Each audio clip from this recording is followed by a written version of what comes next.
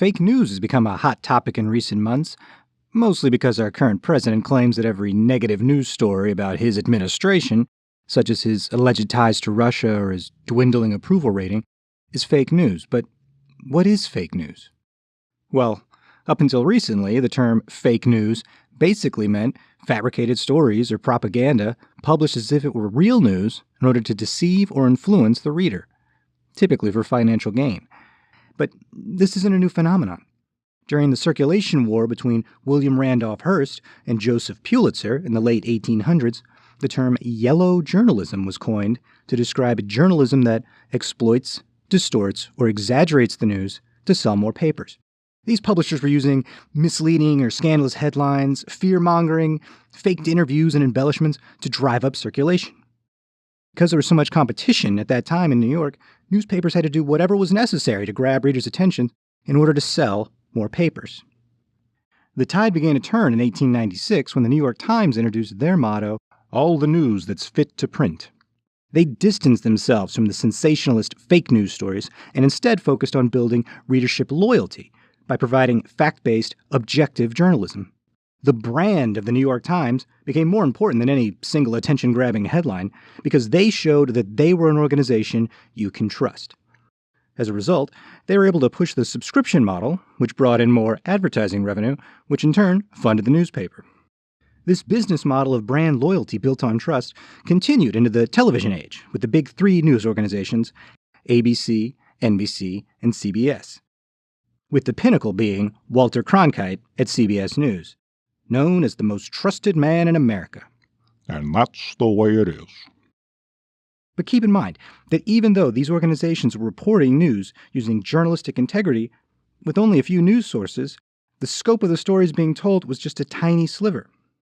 This was because these news organizations relied on money from national brand advertisers, who typically did not support news stories they found controversial, because they wanted to appeal to the broadest possible audience to sell more crap. This was a real concern, the fear being that these few news sources were filtering the stories down to the least oppositional options, and thereby controlling the information released to the public. But things started to change when cable television came along and introduced continuous news channels. Now, news wasn't whittled down into bite-sized half-hour chunks with the goal of selling liquid detergent. The news needed to be expanded to fill 24 hours of continuous coverage. Over time, more and more channels popped up vying for viewership. But with so many options for news, once again, attention-grabbing headlines and embellished stories were used to entice the audience to tune in, even if those tactics damaged their credibility. Ratings were all that mattered. It was more important to be the first to report on something than to waste time fact-checking and lose the scoop to another news source. This resurgence of sensational content opened the door for parody and satire with publications like The Onion and programs like The Daily Show. But somewhere along the way, the line between entertainment and news became blurred. News parodies existed before, of course, with segments like Saturday Night Live's Weekend Update. But with faith in journalism falling, more people started watching these entertainment programs to get their news. A 2009 Time magazine poll revealed that 44% considered Jon Stewart of The Daily Show as the best source for trustworthy news. The only problem? He's not a newscaster. And Stewart himself has stated, "I'm a comedian first." Now, don't get me wrong. I think Jon Stewart is great, and I think The Daily Show alums are amazing too. I love John Oliver. I think he's hilarious, and I watch his show whenever I can because he brings up important issues that deserve more attention. And not just Trump. But even though Oliver and Colbert and Samantha Bee are discussing current events and politics, they aren't broadcasting news. Not in the same way that Walter Cronkite or Dan Rather, Tom Brokaw, or Peter Jennings did. These are comedy shows first. Their job isn't to inform the public, it's to entertain. The fact that they make people think and initiate a conversation at the same time is just a bonus. But I'm not saying that these shows are reporting fake news. They're not. These shows poke fun at actual news stories and call out politicians for their hypocrisies. They just do it in an entertaining way. My point is that once entertainment value became the expectation in news reporting, in order to attract more viewers, it opened the door for fake news to worm its way into mainstream media.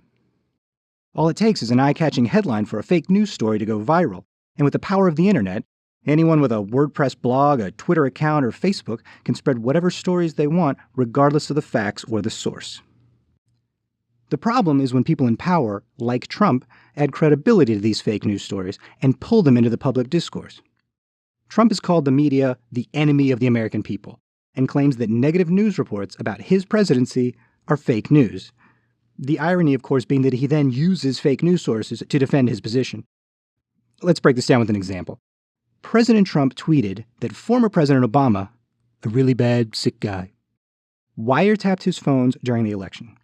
And while that sounds like the insane ramblings of a crazy person, or slander, it isn't fake news. Trump literally accused a former president of wiretapping his phones. That really happened. But the Breitbart story that fueled Trump's accusations, however, is fake news. It has jaw-dropping allegations with no real evidence, and its purpose was to attract attention away from the legitimate news stories surrounding the Trump administration's ties to Russia.